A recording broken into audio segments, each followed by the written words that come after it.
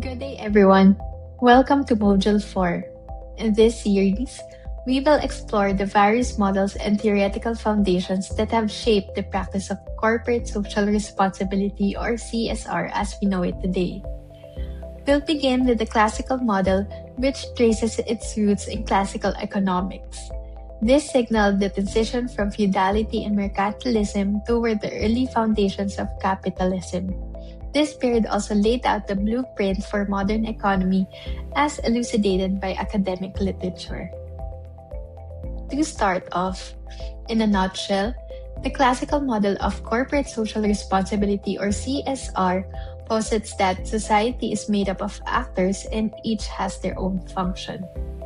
Businesses should only cater to the interests of its shareholders.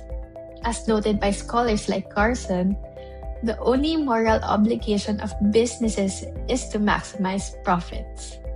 Therefore, societal welfare is the concern of governments, and the only time where CSR initiatives can exist is when it is mandated by the law or when it is authorized or approved by the organization's shareholders.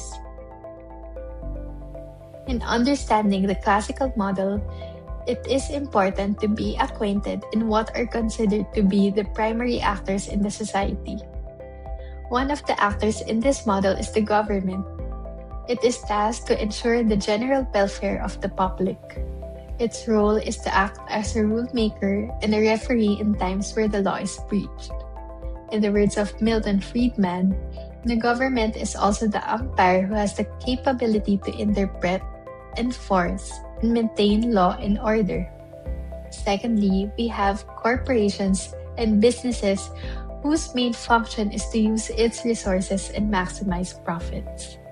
In reviewing the role of the corporations, academic literature such as that of Ahluwalia notes the importance of agency theory that emphasizes the need for the managers in these corporations to act in the interest of its shareholders and follow the rule of the law. In the micro perspective, the society is made up of individuals who are seen to decide rationally and act in their own self-interest. To achieve a more comprehensive grasp on the classical model of corporate social responsibility or CSR, it is relevant to know the following concepts that make up its foundation. First is Joseph Schumpeter's methodological individualism, which is a bottom-up philosophy concerning rational individual decisions as the driver of value economy and the allocation of its resources. Mark Smith added to this by stating that here, individuals are always in the pursuit of their own satisfaction. This then builds up on the concept of Adam Smith's invisible hand. Vaughan noted that the invisible hand is a metaphor describing how the cumulative sum of exchanges create value for the entire society. Through the invisible hand, an individual gains and contributes to another without the intention of doing so. Again, at the end of the day, it all boils down to self-interest. This then leads us to David Ricardo's comparative advantage theory, where efficiency is said to be achieved through specialization. If Adam Smith focused on the why, Ricardo digresses on the how. In this context, each actor is advised to focus on what they are good at. Where government is to welfare, business is to profit-making. Therefore, businesses should leave societal concerns to the government. Scholars like Levitt discuss this further by saying that businesses loses its advantage when it tries to do social work. Hence, the society becomes less efficient. Finally, another core tenet of the classical model is Milton Friedman's agency theory, which establishes the relationship between the principal and his or her agent, where the latter only acts on the basis of the principal's interests.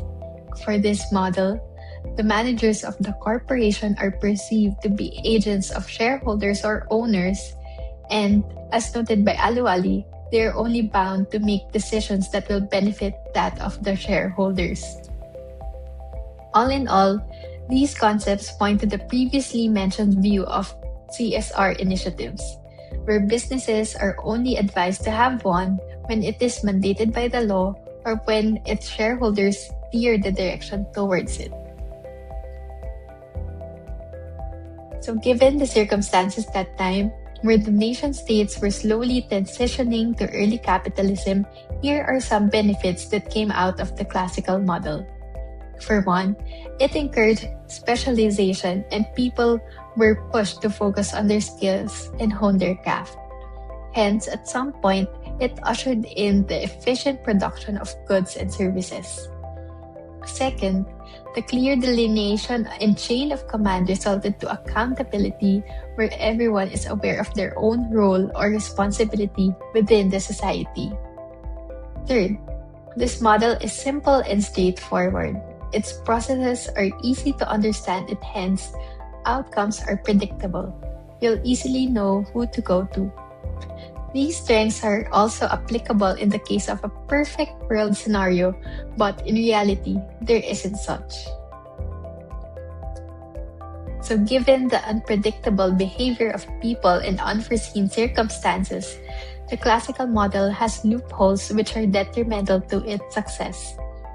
For one, the model presents a rather idealistic notion of the government, one that assumes that the government will always act in the best interest of its people. This presents complications, especially in the evolution of the government's role. 2. As mentioned by Smith, the model assumes that individuals will always act and decide rationally. This also fails to recognize the availability of information that are relevant to decision-making, which is summarized by the concept of bounded rationality. Third, it presents a rather narrow perception on the capabilities of the individual and organizations. Their roles are boxed, and everyone has to stay on their own lanes, which brings us to the final point.